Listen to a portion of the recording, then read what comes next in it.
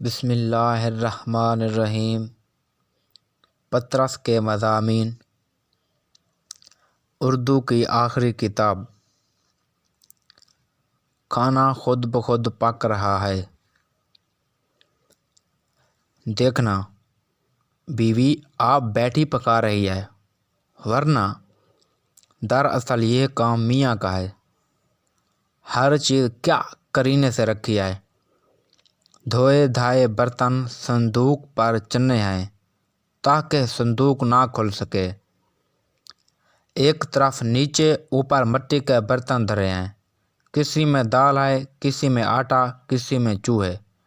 پھکنی اور پانی کا لوٹا پاس ہے تاکہ جب چاہے آگ جلا لے، جب چاہے پانی ڈال کر بجھا دے۔ آٹا گوندھا رکھا ہے، چاول پک چکے ہیں، نیچے اتار کر رکھے ہیں۔ دال چولہے پر چڑھی ہے، غرض کے سب کام ہو چکا ہے، لیکن یہ پھر بھی پاس بیٹھی ہے۔ میاں جب آتا ہے کھانا لا کر سامنے رکھتی ہے، پیچھے کبھی نہیں رکھتی۔ کھانا کھا چکتا ہے تو کھانا اٹھا لیتی ہے۔ ہر روز یوں نہ کرے تو میاں کے سامنے ہزاروں رکابیوں کا ڈھیر لگ جائے۔ کھانے پکانے سے فارغ ہوتی ہے تو کبھی سینہ لے بیٹھتی ہے، کبھی چرخہ کاٹنے لگتی ہے۔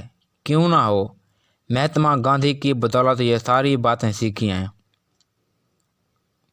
آپ ہاتھ پاؤں نہ ہلائے تو ڈاکٹر سے علاج کروانا پڑے۔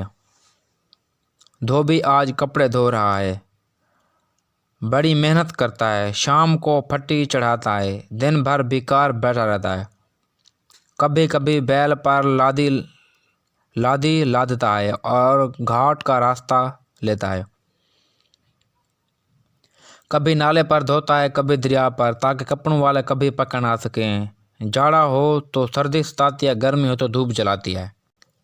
صرف بہار کے موسم میں کام کرتا ہے۔ دوپہر ہونے کو آئی، اب تک پانی میں کھڑا ہے، اسے ضرور سرسام ہو جائے گا۔ درخت کے نیچے بیل بندھا ہے، جھاڑی کے پاس کتا بیٹھا ہے، دریا کے اس پار ایک گلہڑی دوڑ رہی ہے۔ دھوبی انہیں سے اپنا جی بہلاتا ہے۔ دیکھنا دھوبن روٹی لائی ہے۔ دھوبی کو بہانا ہاتھ آیا ہے، کپڑا پڑوے پر رکھ کر اس سے باتیں کرنے لگا۔ کتے نے بھی یہ دیکھ کر کان کھڑے کیے۔ اب دھوبن گانا گائے گی۔ دھوبی دریا سے نکلے گا، دریا کا پانی پھر نیچا ہو جائے گا۔ میاں دھوبی، یہ کتا کیوں پال رکھا ہے؟ صاحب، کہاوت کی وجہ سے، اور پھر یہ تو ہمارا چوکیدار ہے۔